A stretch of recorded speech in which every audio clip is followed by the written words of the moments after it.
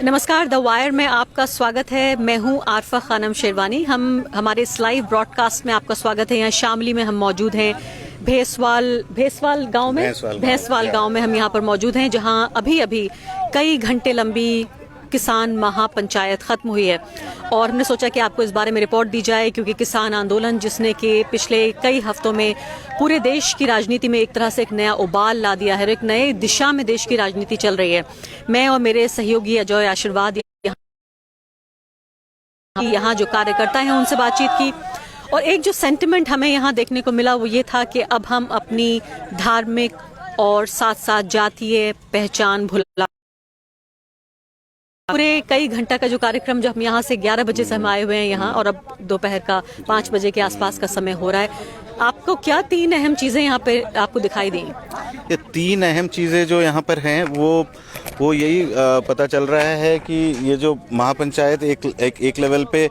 हर जगह हो रहे हैं। अब वेस्टर्न यूपी में ये 5वां था और आने वाले दिनों में यहाँ पर 11 तारीख को अमरोहा में भी यहाँ पे अनाउंस हुआ है और काफ़ी ज़्यादा उत्साह दिख रहा है एक तो, और ख़ास करके जो लीडरशिप है वो जाट समुदाय की ज़्यादा है यहाँ पर, और बाकी सारे जो छोटे छोटे इत्र जातियाँ जिनको बोलते हैं वो लोग भी यहाँ पर आए हैं और अपना किसान आइडेंटिटी जो है वो स्ट्रेस कर रहे हैं। तो जो दूसरा जो पक्ष ये दिख रहा है कि 2013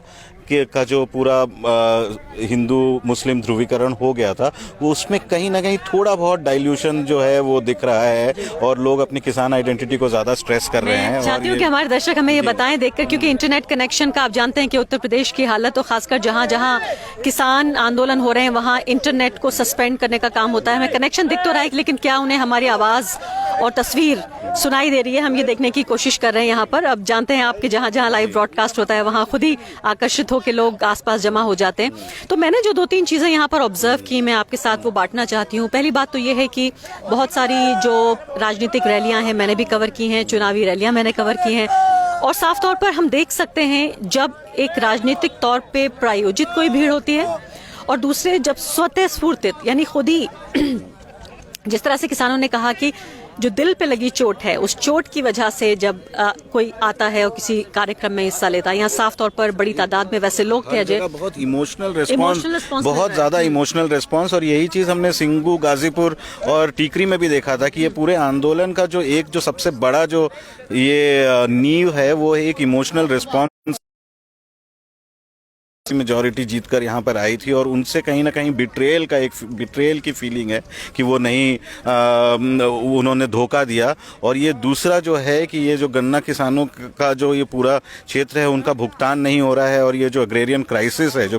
कृषि में जो एक क्राइसिस आया हुआ है, उसको मोदी सरकार क्यों नहीं एड्रेस कर रही है? ये तो एक तरह से अस्तित्व का संकट नजर आया। मैं आपको बताना चाहती हूँ कुछ खास बातें जो जयंत चौधरी RLD के नेता हैं उन्होंने यहाँ पर कहीं, और किस तरह से भीड़ ने जो उस पर जो उनका रिस्पांस था उससे साफ तौर पर पता चलता है कि जो बातें वो कह रहे थे वो सीधे तौर पर रेजोनेंस, जो उसकी एक ध्वनि थी, वो इस पूरी सभा में यहाँ नजर आई। उन्होंने जिक्र किया कि अंतर्राष्ट्रीय समर्थन मिल रहा है किसानों को। उन्होंने रियाना और बाकी जो एक्टिविस्ट हैं, जो कि 1 दर्जन से ज्यादा फिलहाल इंटरनेशनल जो सेलिब्रिटीज हैं वो हो चुकी हैं जिन्होंने किसान जो आंदोलन है उसका समर्थन किया है। तो मोदी सरकार इसको जिस तरह से देश विरोधी घटना के तौर पर देखने की बात कर रही है कि हमारा अंदरूनी मामला है, वहां पर दखल न दिया जाए। जो बहुत दिलचस्प था कि अभी यहाँ एक युवा ने मुझसे कहा कि अगर ऐसी ही बात थी कि जो इंटरनल मैटर है, तो जो US गवर्नमेंट की तरफ से जो एक आधिकारिक बयान आया उसमें सिर्फ एक लाइन ये थी कि हम रिफॉर्म्स का स्वागत करते हैं, और उसको बढ़ा चढ़ा के सरकार आगे पेश कर रही है। तो अगर ये इंटरनल मामला है भारत का, किसान का कानून या फिर उसके बाद आंदोलन, तो फिर इसमें खुश होने की बात क्या है? तो ये जो विजडम है, जो रॉ विजडम, रूरल विजडम है, वो भी देखने को मिल रहा है। नहीं, वो बहुत ही ज्यादा रूरल विजडम हर जगह में, यहाँ पे लोगों का अपना लॉजिक है। वो जयंत चौधरी ने भी खुद कहा कि हम यहाँ के आधे जो इस गांव के ही हर गांव में से एक आदमी फौज में है, और क्या और यहाँ पर जब उनको ये किसानों को देशद्रोही करार दिया जाता है, उनके खिलाफ FIR हुआ जाता है, तो जयंत चौधरी ने ये पूछा कि देश के लिए तो हम अपना सारा जीवन न्यौछावर किया है, और उन्होंने ये भी कहा कि ये बीजेपी जो है इन्होंने आज़ादी के टाइम तिरंगे को अपनाया नहीं था। ये बहुत बड़ी आइडियोलॉजिकल बात की, और आज और जाटों ने और यहाँ के जो लोगों ने इतना ज़्यादा जो तिरंगे को लेकर आए थे यहाँ पर, उन पर सवाल उठा रहे हैं कि क्या आप भारतीय हैं या नहीं है। दूसरी बात तो उन्होंने ये भी कही कि जो कि बहुत ही है कि किसान जो है वो सिर्फ किसान है, जाति के आधार पे जो जिस तरीके से बंटा हुआ था या धर्म के आधार पे वो अब नहीं होना चाहिए। मुसलमान भी किसान है, और जिस तरीके से खास करके हर विपक्ष पार्टी के लोग यहाँ पर आए और सबका, लेकिन यहाँ पे जो आरएलडी का, राष्ट्रीय लोकदल का जो रिप्रेजेंटेशन है वो बहुत ज़्यादा था, और उन्होंने बहुत सारे एक कंटिंजेंट ऑफ मुस्लिम्स जो है उनको यहाँ पे मोबिलाइज किया था। तो ये भी एक बहुत ही बड़ी बात है कि मतलब स्टेज में महापंचायतों में फिर से जाट मुस्लिम यूनिटी दिखने को मिली, प्लस क्राउड में भी। ये भी एक बहुत अहम बात है, क्योंकि इस इलाके का 2013 से लेकर अब तक बिना सांप्रदायिकता के जिक्र किए इस इलाके की कहानी पूरी नहीं हो सकती है कि कैसे धर्म के आधार पर पड़ोसी से भिड़ गया, कैसे धर्म के आधार पर किसानों को बांटा गया। और अगर 2013 के बाद 7 साल के बाद अगर ये फिर से एक चर्निंग हो रही है, एक बुनियादी बदलाव हो रहा है, तो शायद ये बहुत अहम कहानी है जिसका बताया जाना बहुत ज़रूरी है। हम दोनों, मैं और अजय, हमने पिछले 2 दशकों में देश की राजनीति को देखा है, 2013 के बाद भी देखा कि कैसे बिल्कुल गाँव यानी बहुत कम ऐसा हुआ कि शहरों में तो देखा गया जरूर सांप्रदायिक तनाव, लेकिन गाँव में जिस तरह का सांप्रदायिक तनाव देखा गया, भारत जैसा देश जहाँ पे पड़ोसी अलग अलग धर्म के होते हैं, बहुत खतरनाक हो चुका था। देश का सबसे बड़ा जो रूरल जो सांप्रदायिक दंगा था वो यहीं हुआ था। यहाँ से वो रूरल जो दंगे हैं वो यहीं से शुरू हुए थे। और गुजरात में जब 2002 के राइट्स हुए थे तो वो भी बहुत ज़्यादा रूरल एरियाज में नहीं पहुंचा था। यहाँ पर ये जो इनका एक्सपेरिमेंटल ग्राउंड था, जब अमित शाह यहाँ यूपी इंचार्ज बने थे तो सबसे पहली बार यहाँ पे रूरल एरियाज में जाट मुस्लिम के डिवीजन जब हुआ तो यहाँ पर वो देखा गया। तो हमें नहीं मालूम कि 2022 के चुनाव में क्या होगा, जब तक बहुत पानी बह जाता है, 1 साल का लगभग समय है। जब दंगे हुए थे तो वो जो ट्रिगर हुआ था वो भी एक महापंचायत से ट्रिगर हुआ था, जहाँ पर जाट नेता जो है आखिर एंटी मुस्लिम रेटोरिक उन्होंने वहाँ पर स्थापित किया, और उसके बाद वायलेंस बढ़ा। आज वहीं पर हम देख रहे हैं कि अलग अलग जो महापंचायतें हो रही है वहाँ पे जाट मुस्लिम का फिर से एक प्रतीक आगे बढ़ाया जा रहा है। और इसीलिए जो एक्सपीरियंस है, जो अनुभव है, वो बहुत मायने रखता है, इसीलिए कि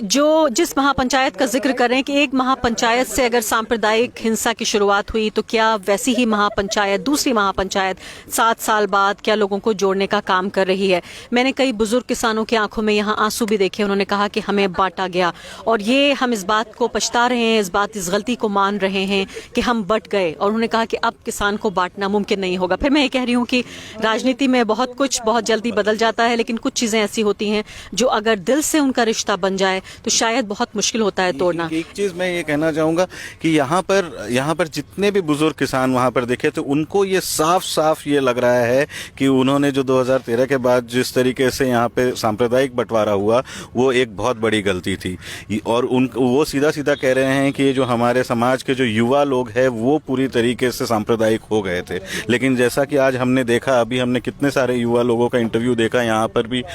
लिया, और यहाँ पर भी क्राउड में कितने युवा लोगों से बात की, तो वो भी अब मोदी सरकार से काफ़ी ज़्यादा नाराज़ चल रहे हैं, और उनको यही सोल्यूशन दिख रहा है कि जब तक किसान इन सारे जो डिविजन्स को छोड़कर अगर साथ नहीं होगा तो उनके साथ धोखाधड़ी ही होगी। तो ये और तो किसान एकता जो है वो बहुत यूनिटी का एक पूरा एक तरह से एक सीमेंट करता हुआ नजर आया कि वो जोड़ रहा है। और एक और खास बात पे मैं बात खत्म करना चाहती हूँ, और आप डिटेल रिपोर्ट्स वायर पर देखेंगे, यहाँ बहुत सारा कई कार्यक्रमों को हमने रिकॉर्ड किया है, वायर पर आप देख पाएंगे जल्दी। उसमें एक खास बात ये थी कि हमें एक युवा ने यहाँ बताया कि जब ये पूरा CAA का आंदोलन चल रहा था, तब जब JNU के छात्रों पर हमला किया गया, तब वो ये सोचता था कि शायद ये एक तरह के लोगों पर ये बात सिमट जाएगी, और काफी हद तक उस युवा ने जो कि दिल्ली यूनिवर्सिटी से पढ़ा हुआ है उसने समर्थन भी किया इस बात का कि हाँ, इन लोगों को सबक सिखाया जाना चाहिए, ये एंटी नेशनल हैं। लेकिन जब ये बात आखिरकार किसानों पर आई, उनके खुद के परिवार पर आई, उनकी आजीविका पर आ गई, तब उन्हें अंदाजा हुआ कि शायद जो नीतियां हैं, जो जन विरोधी नीतियां हैं,